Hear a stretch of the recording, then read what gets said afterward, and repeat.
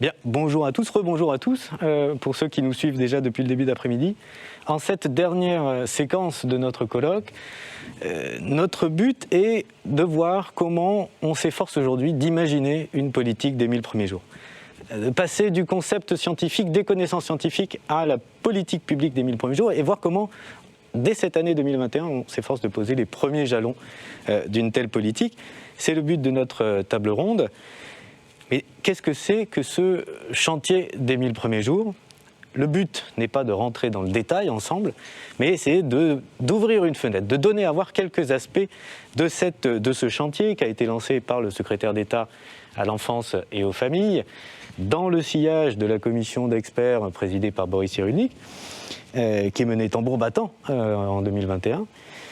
Et qui est un chantier, comme tout chantier, avec sa feuille de route, qui a été évoquée par le secrétaire d'État, l'instruction d'avril, qui a ses priorités, l'accompagnement des parents, un accompagnement sans rupture, un accompagnement renforcé au moment clé du parcours des 1000 premiers jours, un accompagnement renforcé pour les parents en situation de fragilité. La deuxième priorité, c'est l'information des parents. On vient d'en parler avec Thierry Cardozo. La troisième priorité, c'est cette conciliation entre la vie professionnelle et la parentalité, ou l'entrée dans la parentalité. Et la dernière priorité, c'est la qualité des modes d'accueil dans les crèches, auprès des assistants maternels, par les gardes d'enfants à domicile. Ce n'est pas le détail de ces actions qui va nous intéresser aujourd'hui, mais c'est parler de quelques-unes de ces actions avec quelques-unes de ceux qui portent les actions de ce chantier des 1000 premiers jours, et parler avec elle de ce qui caractérise ce chantier des 1000 premiers jours. Une approche qui repart des besoins des enfants et de leurs parents. Une approche qui s'efforce de décloisonner, d'ouvrir les portes, d'avoir cette approche intégrée, globale, dont a parlé Thierry Cardozo tout à l'heure, et une approche qui lutte également contre les inégalités. Mais je ne suis pas tout seul, surtout pour en parler. Arielle Lehmann, bonjour. Bonjour Pierre-Yves. Alors vous êtes pédiatre, vous êtes chargé d'expertise au sein de Santé publique France, au sein de l'équipe périnatalité petite enfance. Autant dire que vous êtes vous aussi au cœur des 1000 premiers jours. Et tout à fait, j'ai ce plaisir, mais merci et bonjour à tous. Donc effectivement, moi, dans le cadre de ce grand projet enthousiasmant des 1000 jours, je contribue essentiellement à l'axe information que vous évoquez, un pan important de travail. Et je peux vous donner comme exemple deux outils qui sont emblématiques de cet axe information du projet.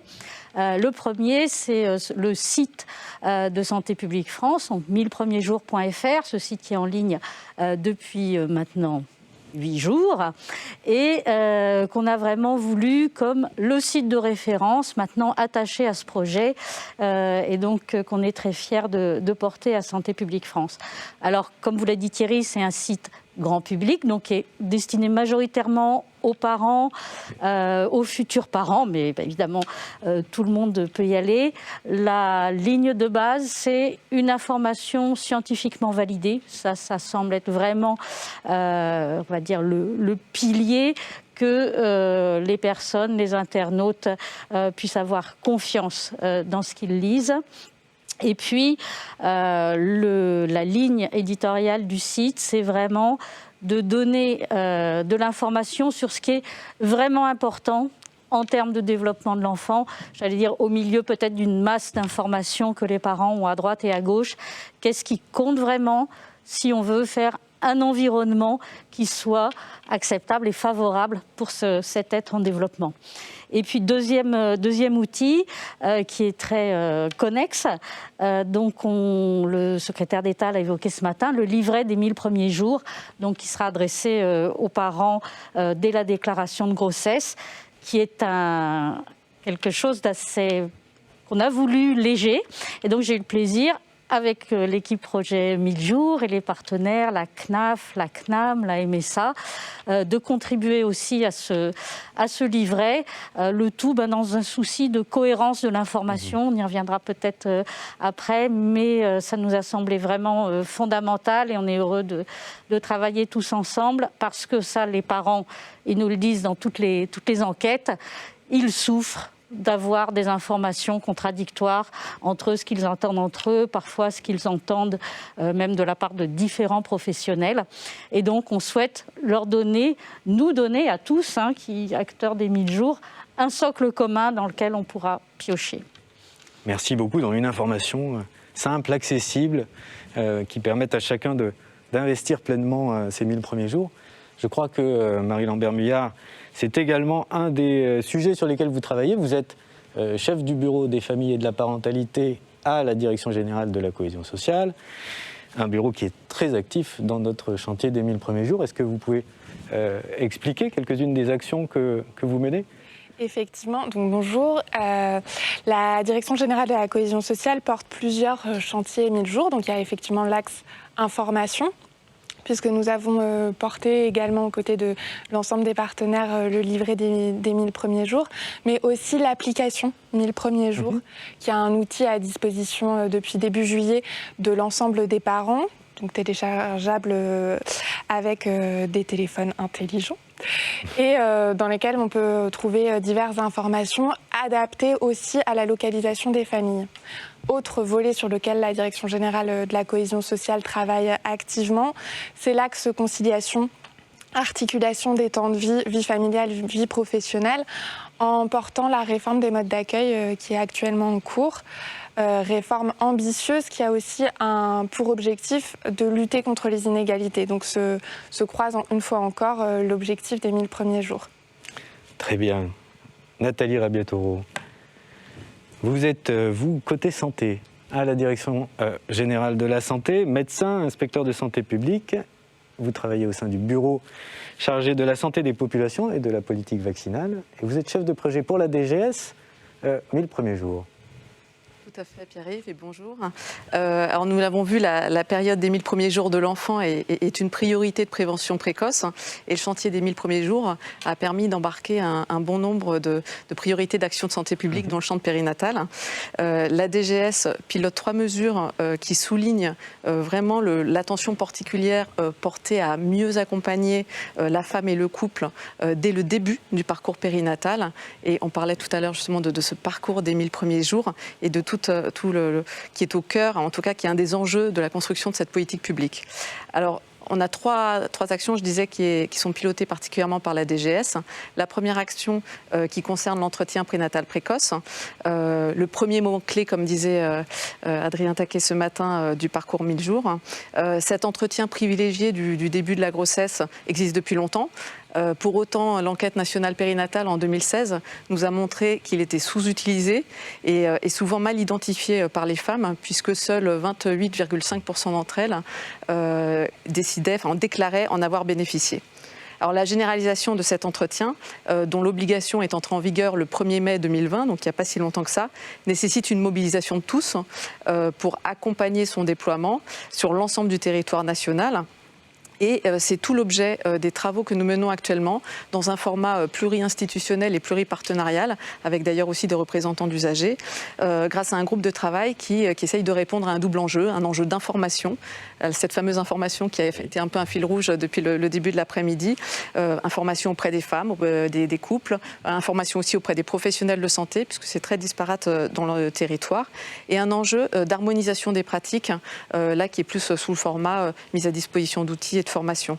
Ce déploiement de l'EPP, il va être suivi de très près, puisque dans le cadre des réformes prioritaires, il y a un objectif national qui a été fixé de 70% des femmes qui bénéficient d'un entretien prénatal précoce à horizon 2022. C'est un objectif suivi par le baromètre de l'action sociale. Exactement, exactement. Alors la deuxième mesure que nous pilotons au niveau des GS et qui est toujours en lien avec ce renforcement du parcours, c'est une expérimentation d'un référent parcours périnatalité qui vise à mettre en place via un accompagnement qui est vraiment personnalisé et privilégié, une continuité du parcours anté- et postnatal au plus près des besoins de la femme et du couple.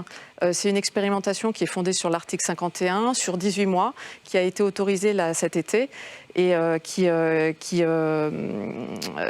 démarrer, enfin le démarrage des inclusions va être prévu à l'automne 2021 et qui concerne 4 territoires.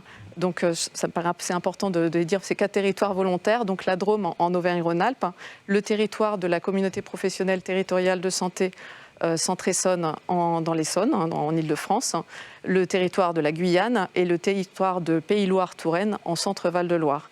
Donc 4 territoires et 4 qui ont des caractéristiques extrêmement variées et le choix d'une expérimentation qui a été fait afin de pouvoir bénéficier d'une évaluation solide qui permet aussi d'appréhender du coup les conditions d'une future généralisation. Et enfin, la troisième mesure que nous portons est le renforcement de l'accompagnement à domicile après l'accouchement. En effet, après l'accouchement, on en parlait tout à l'heure, les parents et principalement les mères peuvent exprimer un sentiment de solitude, d'isolement. On sait qu'avec la crise sanitaire que nous traversons, ça peut être amplifié également. Et le renforcement de cet accompagnement à domicile passe par différents leviers, selon qu'il existe ou pas des vulnérabilités, ce qui rejoint ce que disait Thierry Cardozo tout à l'heure. Dans ce cadre-là, et afin de venir en appui aux professionnels, en tout cas, on a d'ores et déjà fait une saisine de la Haute Autorité de Santé en 2020 afin qu'elle précise les critères des vulnérabilités des femmes et l'offre d'accompagnement à préconiser. Voilà pour le tour d'horizon. Programme chargé. On devait avoir également autour de notre table ronde Marie-Jo Pastan de l'Agence régionale de santé des Pays de Loire et Anne Picard-Cosquer de la DRETS, Direction régionale de l'économie, de l'emploi, du travail et des solidarités. Bonjour Madame Pastan, vous travaillez au sein de l'ARS des Pays de Loire, vous êtes chargée des questions santé et précarité et vous avez notamment été à la manœuvre de l'appel à projet 1000 premiers jours qui a été lancé tambour battant cet été. Je crois que vous avez déjà vos lauréats et vous avez été à la manœuvre avec Madame Anne Picard-Cosquer. Bonjour. Bonjour. Vous travaillez au sein de cette toute jeune DRETS, où vous êtes référente stratégie nationale de prévention et de lutte contre la pauvreté. Et vous avez été toutes les deux le binôme organisateur de cet appel à projet 1000 premiers jours. Est-ce que vous voulez nous en dire 2 mots ? Alors, binôme organisateur, nous étions beaucoup plus nombreux parce qu'en région Pays de Loire, nous avons bénéficié, comme toujours, d'une grande dynamique. L'ARS et la DRETS ont invité la commissaire de lutte contre la pauvreté qui a tout de suite dit oui, et ce qui nous a permis de renforcer une enveloppe globale de 300 000 € et aussi de s'entendre sur un objectif commun qui était de lancer une dynamique territoriale et de renforcer l'articulation des champs entre professionnels, des champs social, sanitaire et médico-social. Et quand je disais que nous étions un binôme, c'est vrai qu'il faut ajouter derrière, nous sommes beaucoup plus parce que au sein de l'ARS, l'équipe du département prévention et l'équipe santé-environnement se jointent à nous, ce qui nous a permis aussi d'élargir l'enveloppe et de passer à une enveloppe plus importante pour répondre à une enveloppe de près de 500 000 € pour répondre aux 74 projets qui constituait un montant total de 1 800 000.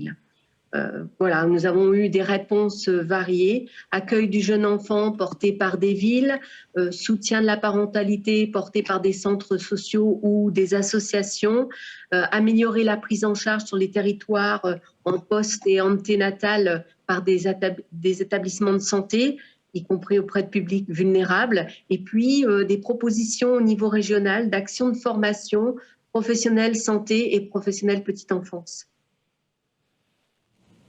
Très bien. Moi, je rajouterais que cet appel à projet qui était commun était particulièrement intéressant parce que du fait qu'il soit commun, il a permis de regrouper davantage de financement et d'inciter à plus de candidatures. Et Marie-Jo le disait, on a eu quand même 74 dossiers qui ont été déposés.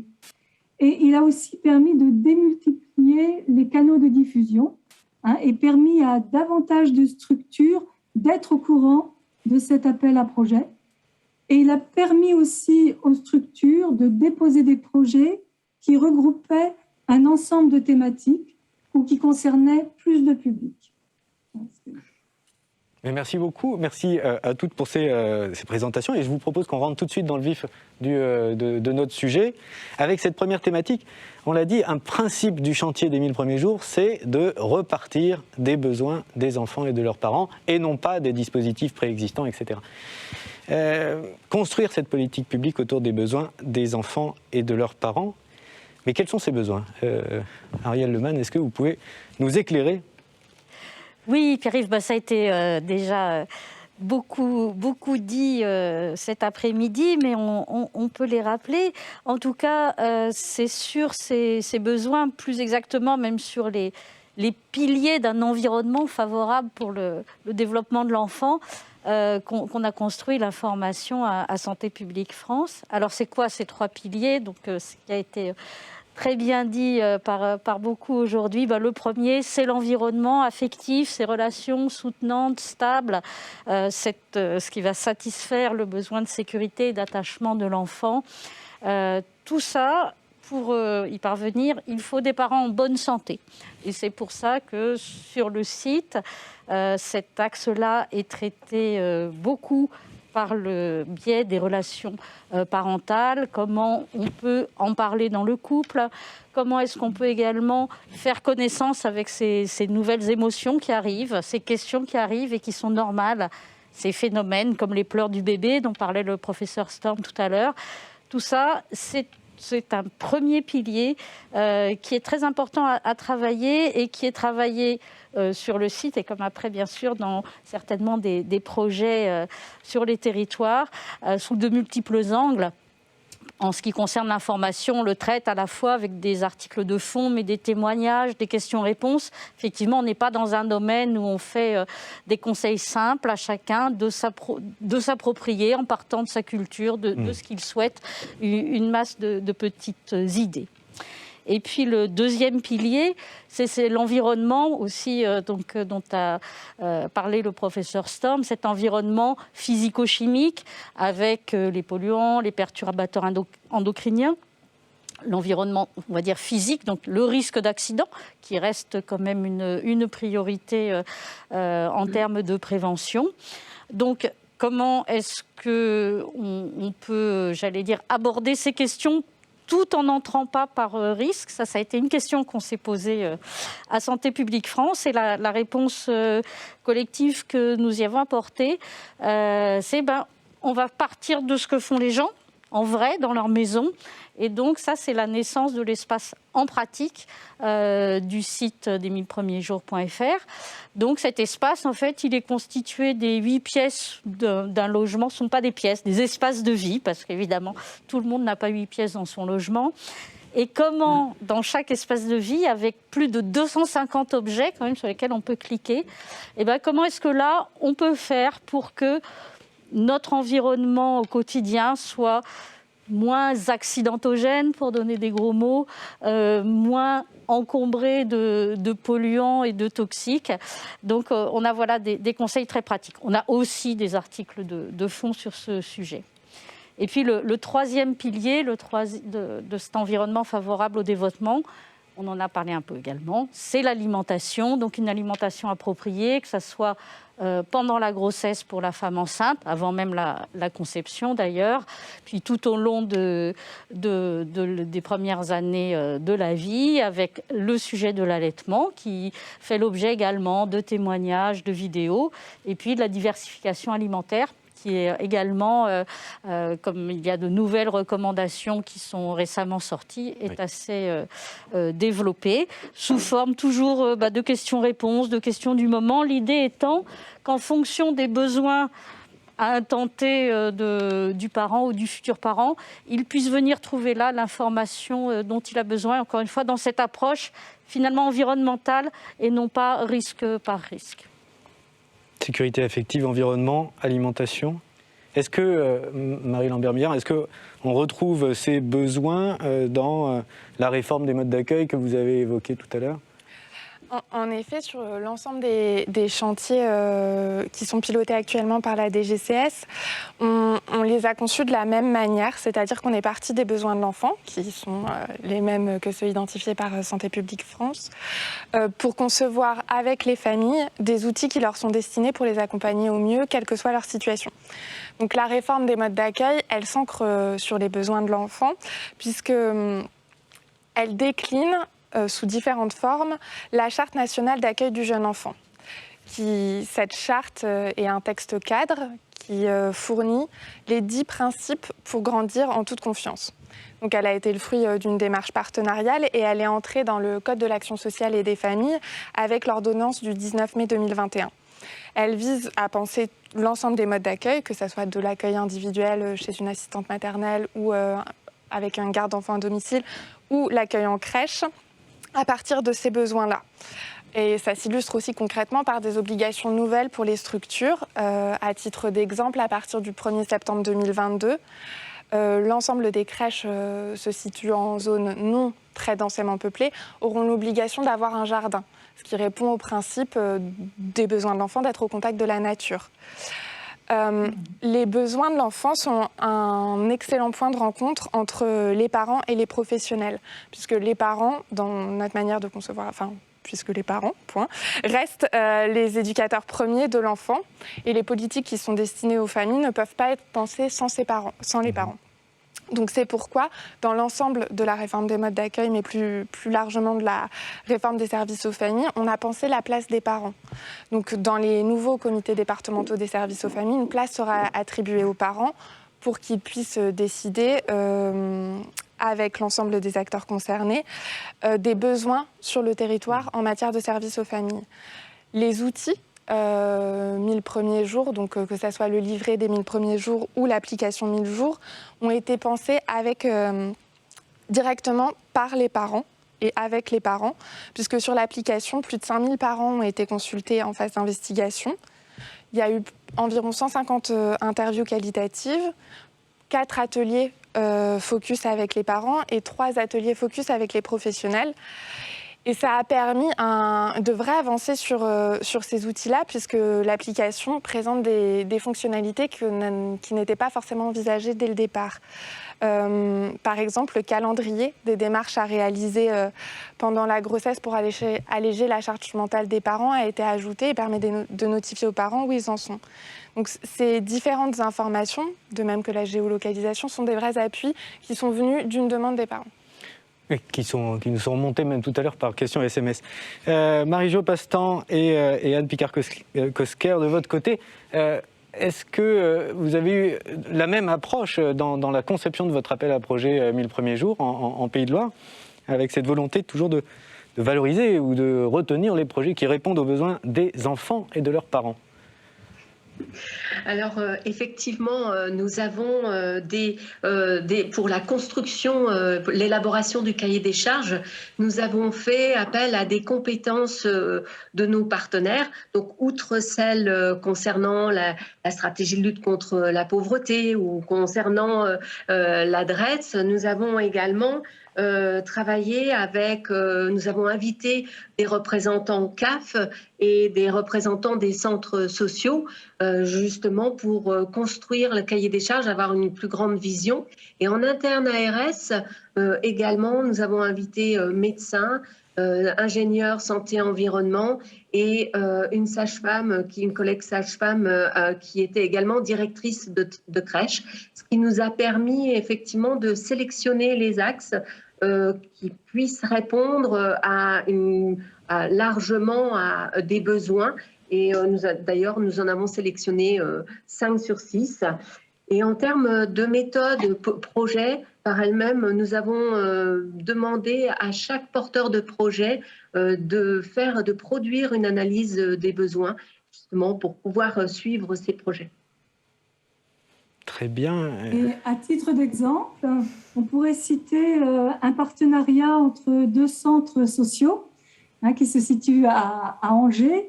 Donc, c'est un partenariat de 2 centres qui travaillent déjà ensemble depuis 2-3 ans, surtout sur les questions de jeunesse, mais qui de plus en plus sont investis dans les questions de petite enfance, des très petits, parce qu'ils sentent qu'il y a là un besoin croissant.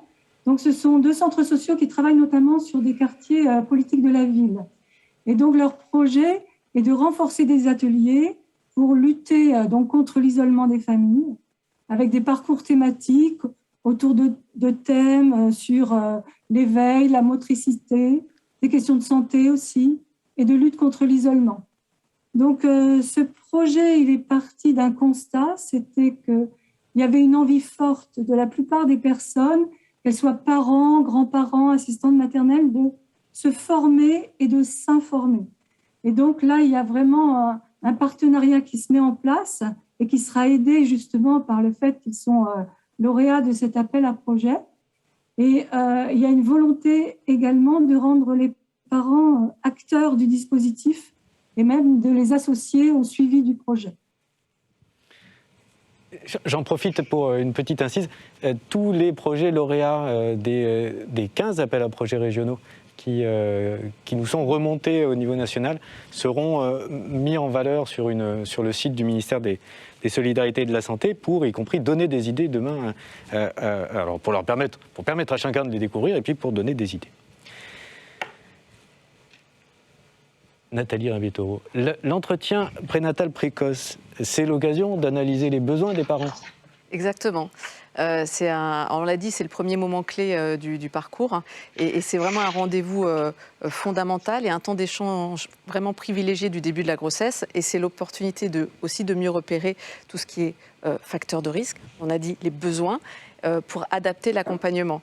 Alors, il permet dès le début de la grossesse de rencontrer seul, en couple, que ce soit une sage-femme ou un médecin, que ce soit en PMI, à l'hôpital ou en ville. Et il a vraiment pour objectif pour le professionnel de santé d'évaluer avec la femme enceinte et avec le couple justement les besoins d'accompagnement au cours de la grossesse. Donc on rejoint vraiment ce départ de besoins. Il a une approche globale, il prend vraiment en compte la dimension psychologique et émotionnelle et ainsi que l'environnement, tout ce qui est environnement social de la femme, de la famille. Donc pour les professionnels, cet entretien prénatal précoce, il s'agit de prendre le temps de mieux connaître les besoins des parents en ouvrant le dialogue, de repérer les fragilités et les vulnérabilités, d'ajuster du coup leurs réponses et le suivi en fonction des besoins et des difficultés qui ont été repérés, en tenant compte des professionnels qui gravitent et qui existent déjà dans l'environnement de la femme, et de proposer des ressources de proximité de façon à mener au mieux le projet de naissance et à anticiper cette continuité anté- et postnatale. Et alors pour les futurs parents, il s'agit de faire l'expérience qu'ils peuvent se confier sans être jugés, que leur trajectoire personnelle est prise en compte, que le professionnel peut ajuster les réponses au vu de cette trajectoire et que ça peut se faire en lien avec les acteurs du territoire qu'ils connaissent déjà et les autres professionnels. Donc c'est une première alliance qui doit leur permettre de consolider leur confiance en eux-mêmes, et on en parlait tout à l'heure, la confiance en tant que futurs parents, et dans le système de soins de la grossesse jusqu'à la petite enfance. Donc c'est pour ça qu'on a vraiment axé dessus, et pour que cette mesure remplisse pleinement l'objectif, je le disais tout à l'heure, il y a vraiment un enjeu d'information d'information des professionnels et d'information des femmes.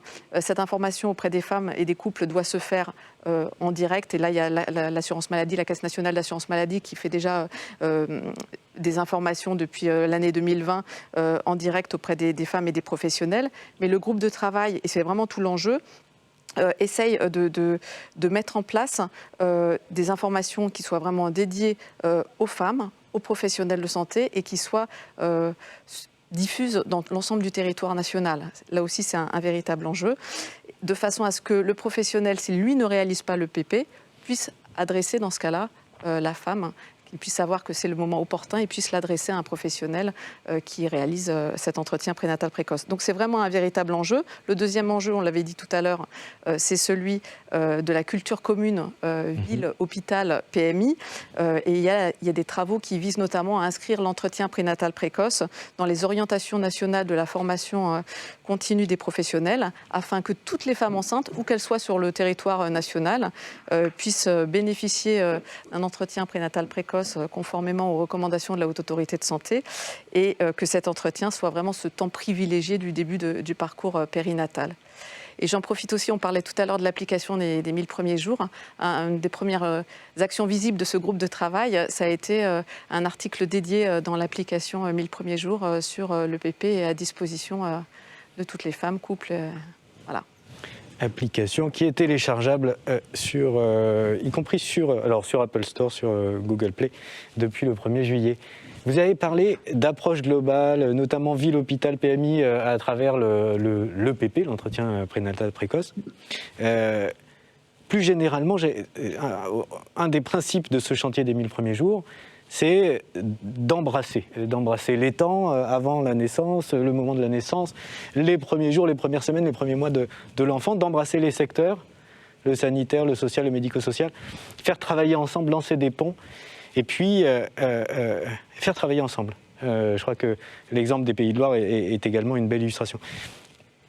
Je voudrais qu'on continue avec vous pour parler de l'expérimentation du REPAP, du référent parcours périnatalité, parce que finalement, c'est aussi une manière de penser un accompagnement sans rupture des parents. Oui, un accompagnement, en tout cas, qui essaye de répondre à ces enjeux de continuité et de cohérence du parcours, d'où cette mise en place d'une expérimentation. On le disait tout à l'heure, la grossesse, c'est un moment où les vulnérabilités médico-psychosociales peuvent apparaître, mais peuvent aussi être exacerbées. Et c'est également une période où la femme rencontre de nouveaux interlocuteurs, que ce soit en ambulatoire et à l'hôpital. On sait que ces vulnérabilités, elles peuvent être diverses et elles peuvent surtout se cumuler. Il peut s'agir de précarité sociale, de détresse psychologique, d'addiction, de violence intrafamiliale, etc. Et ce sont autant de facteurs de risque, de difficultés d'accès aux soins et ou de rupture de parcours. Donc on a vraiment ces deux enjeux-là, c'est-à-dire qu'il y a ceux qui vont ne plus être dans le parcours et ceux qui auront du mal à rentrer dans le parcours. Donc cette expérimentation qui, je le disais tout à l'heure, va se dérouler dans 4 territoires volontaires, va être proposée à toutes les femmes enceintes, et en particulier aux plus vulnérables. Et donc il s'agit d'un accompagnement personnalisé et gradué de la grossesse aux 3 mois de l'enfant. C'est la même personne qui... C'est la même personne, c'est le même professionnel, et que ça se fasse en complémentarité, en coordination avec les professionnels qui existent déjà sur le territoire, que ce soit en ville et qui gravitent autour de cette femme enceinte, qu'ils soient en ville, à l'hôpital ou en PMI.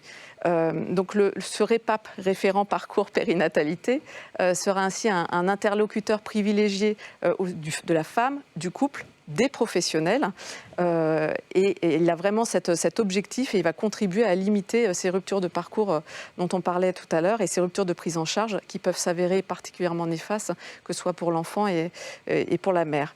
En plus des entretiens, il va assurer une disponibilité téléphonique pour la femme enceinte. Et donc, j'en parlais, la bonne coordination entre les professionnels qui sont mobilisés autour de la grossesse et des premiers mois de l'enfant. Et s'il y a des critères de vulnérabilité, qu'ils soient socio-économiques, psychologiques, qui relèvent du champ du handicap, des addictions, etc., la femme pourra bénéficier d'un parcours dit renforcé. Donc, on en parlait quand on préparait un petit peu cette table ronde, de travailler un peu en couture anglaise et d'imaginer voilà, cet accompagnement sans rupture de continuité. Et là, c'est vraiment un enjeu, c'est-à-dire d'améliorer la lisibilité du parcours pour les futurs et jeunes parents, cette continuité d'accompagnement anté- et postnatal, et par là même limiter les ruptures. Et donc, l'entretien prénatal précoce, cité précédemment, va être un moment privilégié d'entrée dans ce parcours de ce dispositif, de ce innovant et en tout cas qui démarre là en 2021 sur ces 4 territoires. Expérimentation, 18 mois d'expérimentation, hein, c'est ça? 18 mois d'expérimentation, tout à fait. Lancer des ponts, je me tourne vers Marie-Jo Pastan et Anne Picard-Kosker. Lancer des ponts, faire travailler ensemble, vous l'avez dit tout à l'heure en introduction, ça a été un peu une caractéristique de votre appel à projet 1000 premiers jours. Et je suis très heureux que vous soyez d'ailleurs toutes les deux autour de cette table ronde. Oui, alors il y a eu d'abord des discussions avant de rédiger l'appel à projet. Et ensuite, on s'est mis d'accord sur le fait de proposer un cahier des charges qui serait très ouvert, avec 5 grands axes. Hein, le ministère en proposait 6. Hein, et donc, parce que cet appel à projet, on voulait qu'il renforce, qu'il crée, écoutez, les dynamiques territoriales. On voulait aussi les visualiser, savoir où elles étaient, parce que tout n'était pas question de création, mais aussi de renforcement, de conforter des dynamiques territoriales. Et puis, les projets se sont aussi intéressés à toutes les étapes des 1000 premiers jours, hein, donc avant la naissance, à la maternité, lors de l'accueil des jeunes enfants, et puis la question de l'accompagnement des familles. Et les réponses à l'appel à projet ont montré tout l'intérêt et le soin des acteurs de renforcer la collaboration entre professionnels. Et pour une illustration de ces projets, on n'a pas pu les prendre tous, bien entendu, mais par exemple, c'est le projet porté par un groupe d'experts orthophonistes et par l'URPS régional orthophoniste, c'est de proposer des formations aux professionnels de santé et aux professionnels de la petite enfance, donc ville, hôpital, autour des troubles alimentaires et de l'oralité. Et avec 3 types d'interventions, une proposition de forum au niveau de la région, une proposition de formation en webinaire pour les professionnels de santé et une intervention par département auprès de professionnels petite enfance et santé pour l'interconnaissance. C'est parfait, ça nous fait une parfaite transition avec Marie Lambert-Millard, parce que justement, dans cette réforme des services aux familles, et notamment sur les modes d'accueil, il y a cette volonté de tendre la main à la culture, à l'emploi, à la santé. En effet, la réforme réaffirme la diversité des missions des modes d'accueil du jeune enfant. Donc il y a 6 missions qui sont identifiées pour les modes d'accueil du jeune enfant. Évidemment, veiller à la santé, la sécurité, au bien-être et au développement physique, psychique, affectif, cognitif et social des enfants qui leur sont confiés. C'est la première mission et la mission principale. Ensuite, les modes d'accueil sont aussi identifiés pour contribuer à l'éducation des enfants accueillis, à l'inclusion des familles, à la socialisation précoce des enfants, notamment ceux en situation de pauvreté ou de précarité. Les modes d'accueil doivent également mettre en œuvre un accueil favorisant l'inclusion des familles et enfants présentant un handicap ou atteints de maladies chroniques. Ceux-ci doivent aussi favoriser la conciliation par les parents de jeunes enfants de leur temps de vie familial, professionnel et social, notamment pour les personnes en recherche d'emploi. Et dernière mission réaffirmée, c'est celle de favoriser l'égalité entre les femmes et les hommes. Donc, vu l'amplitude de ces missions, les modes d'accueil doivent être des lieux ouverts et rassemblant un grand nombre d'acteurs autour d'eux. Oblige à travailler avec de nombreux partenaires. Exactement. Donc ça se traduit par des avancées concrètes dans les modes d'accueil.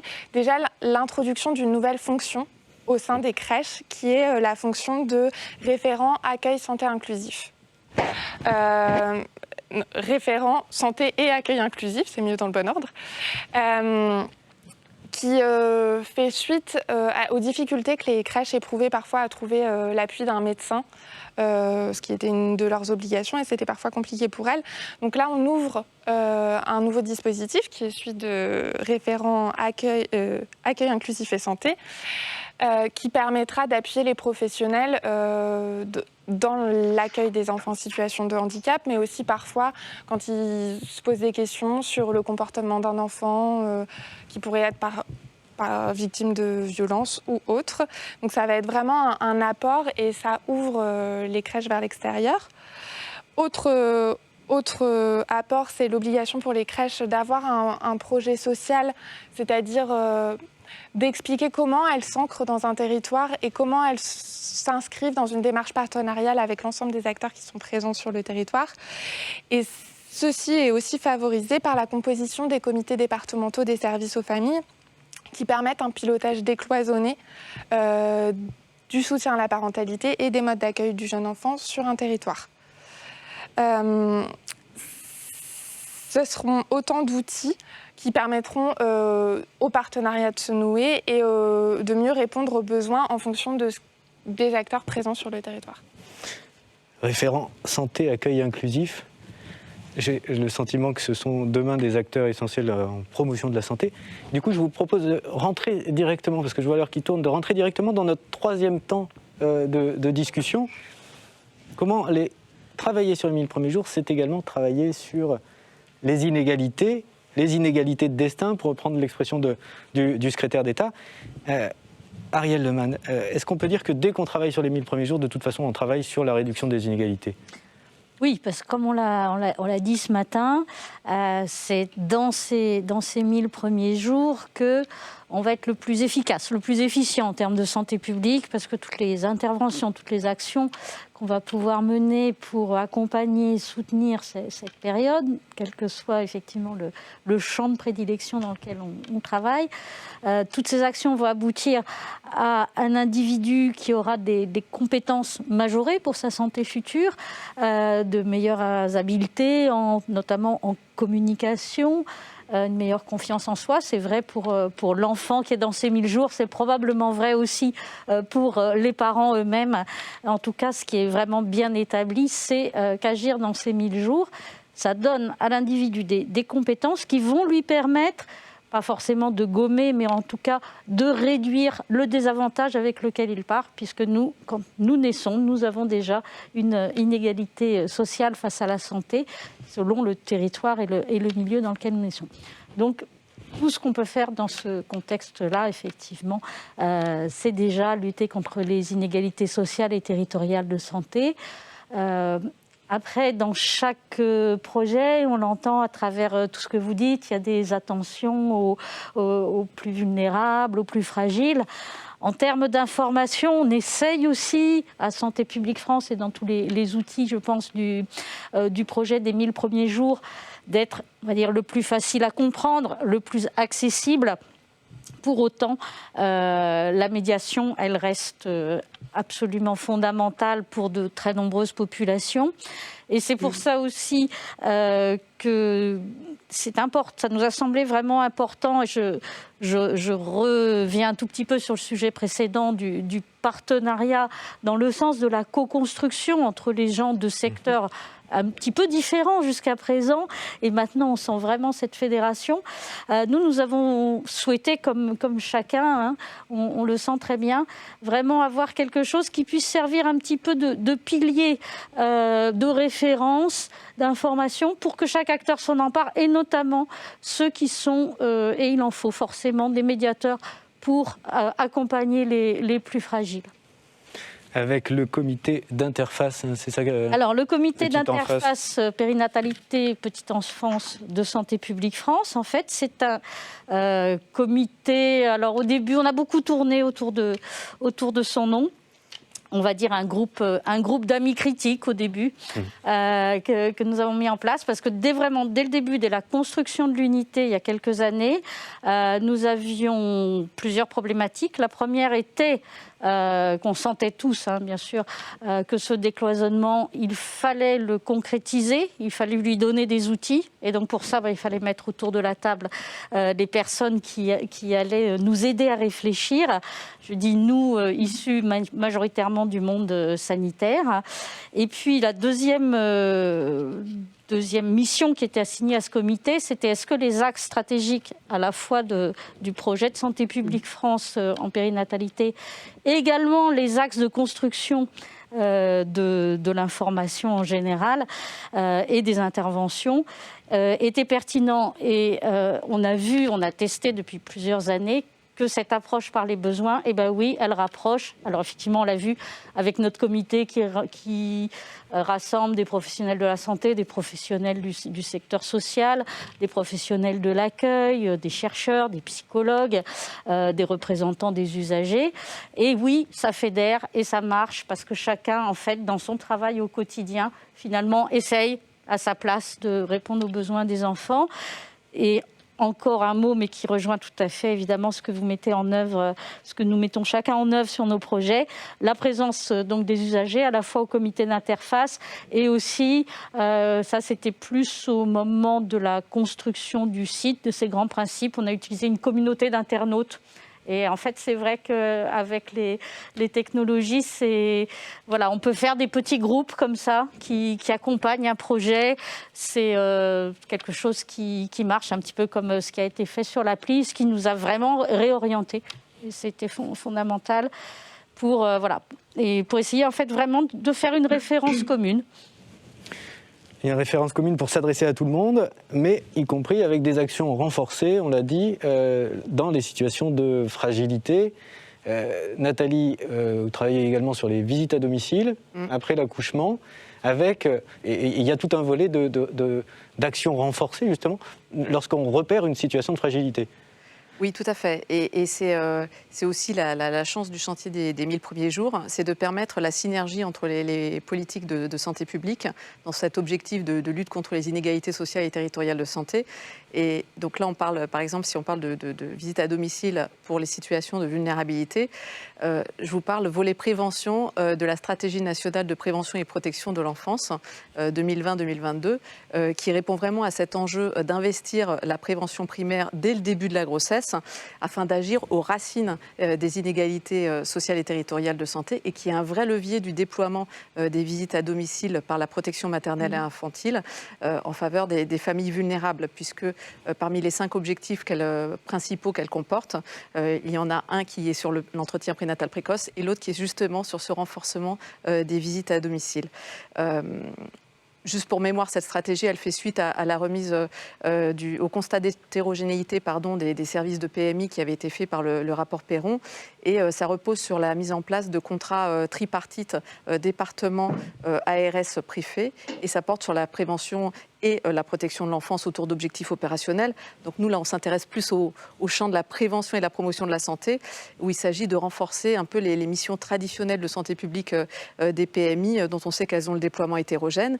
Et grâce à cette contractualisation sur 3 ans dont le déploiement passe par l'utilisation du fonds d'intervention régional qui est à la main des agences régionales de santé. Il y a 30 départements qui se sont engagés en 2020 et 40 autres supplémentaires qui vont s'engager là courant 2021. Donc ça, c'est une première action vraiment concrète pour accompagner à domicile, et on sait combien ça peut permettre un accompagnement, je dirais, sur mesure et d'anticiper en prénatal, de permettre la continuité, et en postnatal, d'accompagner au plus près des besoins. Et c'est toujours dans cet objectif qu'il y a une autre mesure qui est également portée, qui est d'apporter des réponses afin de sécuriser les parents et l'enfant, de prévenir les difficultés, de répondre aux besoins fondamentaux. Et c'est dans cet objectif qu'a été réalisé par Santé publique France à l'été 2021. Une enquête, un état des lieux sur toutes les interventions de prévention précoce à domicile sur l'ensemble du territoire national. Donc l'objectif de cet état des lieux, c'est de s'appuyer sur l'expertise et d'encourager à terme le déploiement de ces interventions auprès des familles en situation de vulnérabilité dans les territoires qui seront volontaires, afin de soutenir la relation parent-enfant et de conforter le développement de l'enfant. Merci beaucoup Nathalie. le temps est compté, mais donc malheureusement, on ne peut pas évoquer tous les sujets qu'on aurait aimé évoquer. On ne peut pas évoquer le plan de formation Enfance Égalité, Marie, que vous portez avec la délégation interministérielle à la lutte contre la pauvreté. Mais on a beaucoup d'informations en ligne sur le sujet et vraiment c'est le moment d'inscrire ces professionnels sur les 7 thématiques du plan de formation. Madame Pastan, Madame Picard-Kosker, vous avez été l'illustration de comment l'appel à projet des 1000 premiers jours pouvait être également un moyen de lutter contre les inégalités. Je vous remercie encore une fois pour votre participation. On montrera les lauréats de votre appel à projet, on les mettra en valeur. Et merci à la commissaire à la lutte contre la pauvreté qui n'a malheureusement pas pu se joindre à nous, mais qui a été particulièrement active sur votre appel à projet. Il est malheureusement le moment de conclure, donc je vous remercie toutes pour cet aperçu sur le chantier des 1000 premiers jours, cette fenêtre qu'on a pu ouvrir. Je remercie aussi tous ceux qu'on ne pouvait pas inviter, parce que sinon il aurait fallu avoir toute l'après-midi, la CNAF, la CNAM, la MSA, le Conseil interministériel du handicap, les collègues de la délégation pauvreté, les commissaires à la lutte contre la pauvreté et les collègues de toutes les ARS et des DRETS qui se sont pleinement investis sur ce sujet. Il me reste à appeler pour la conclusion de notre colloque Thierry Cardozo et pour terminer cette belle après-midi que nous avons passée ensemble. Merci à tous.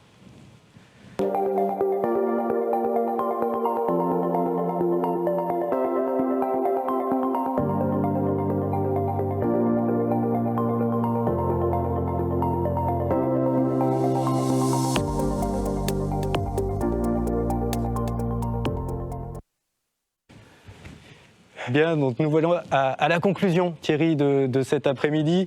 On aimerait rester ensemble encore longtemps, mais la bonne nouvelle, c'est qu'on aura l'occasion de se retrouver les années prochaines, peut-être au prochain colloque en septembre 2022, qui sait. Thierry, comment on peut résumer notre après-midi? J'ai l'impression qu'on a beaucoup parlé de temps, de tension, enfin que les 1000 premiers jours, c'est une histoire de temps à articuler, à conjuguer ensemble, de temps à embrasser, à aborder ensemble, de temps aussi à préserver, un temps à investir pour répondre un peu à ces besoins de l'enfant et contribuer à son développement. Oui, tout à fait. Je crois qu'on a eu la preuve tout le long de l'après-midi qu'on a ouvert une fenêtre d'opportunité. Là. Oui.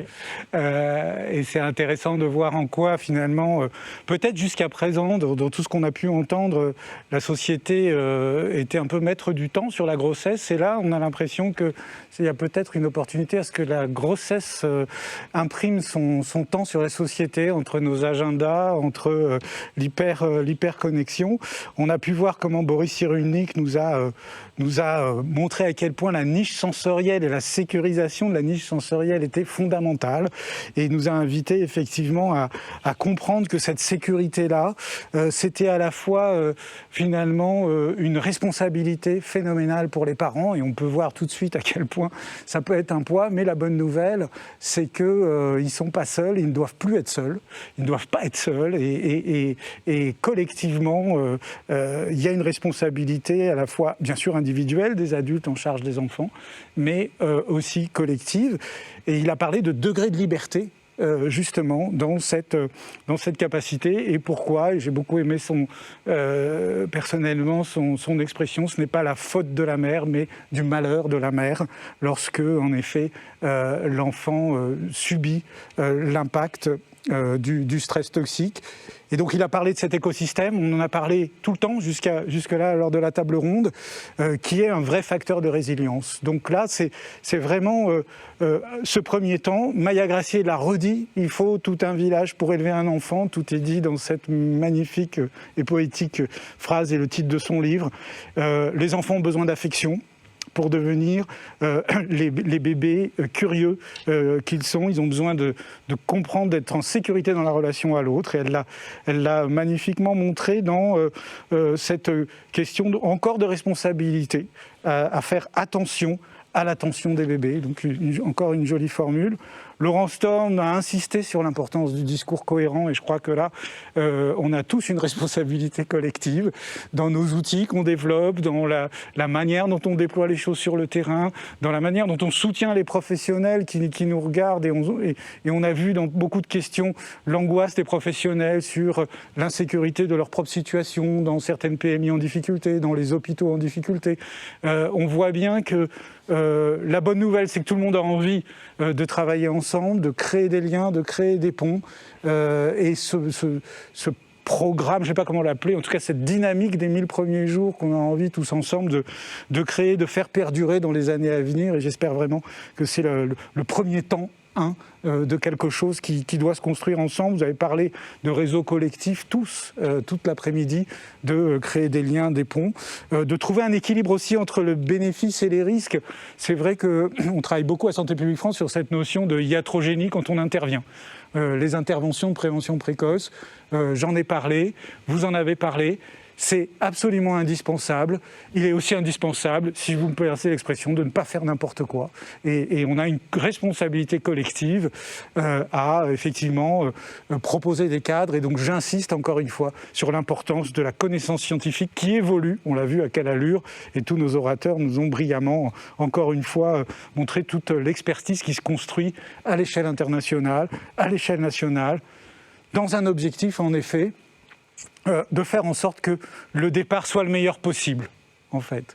L'arrivée, on ne sait pas.